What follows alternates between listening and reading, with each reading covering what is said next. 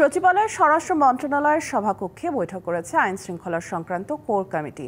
এখন এ বিষয়ে ব্রিফ করছেন স্বরাষ্ট্র উপদেষ্টা অবসরপ্রাপ্ত লেফটেন্যান্ট জেনারেল মোহাম্মদ জাহাঙ্গীর আলম চৌধুরী। আমরা সরাসরি চলে যাচ্ছি সেখানে। এখন আমরা তো বলছি এখানে এখন আমাদের কাছে যে এটা তো আমাদের কাছে চাচ্ছে না, ফিক্স করবো যে আমাদের কাছে চাওয়ার পরেশানো ফিক্স, যদি এটা তারা করে তো কিন্তু দুর্ভোগটাও কিন্তু কমে, এবং যেহেতু তারও কিন্তু চায় না যে দুর্ভোগ হোক, কিন্তু এটা করলে সবচেয়ে ভালো। যদি তারা যার যার জায়গা থেকে তার যেহেতু সবারই তো দাবি দেওয়া থাকতে পারে, তাদের প্রতিবাদ করার অধিকার রয়ে গেছে, কিন্তু এটা জনগণের দুর্ভোগ সৃষ্টি না করে।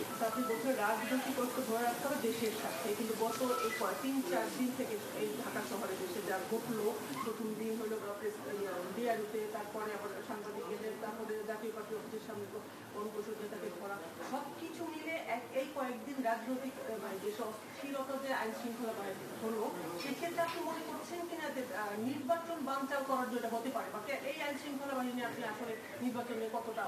আমি আগেই কথা বলছি, আইন শৃঙ্খলা বাহিনী নির্বাচনের জন্য যতটা প্রস্তুতি নেওয়া দরকার আমরা ততটা প্রস্তুত।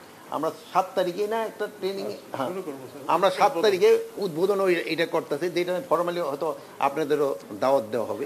আমরা আমাদের প্রস্তুতি আমরা নিচ্ছি, এবং বাকিটা নির্ভর করে জনগণ আপনারা এবং রাজনৈতিক পার্টি করবে।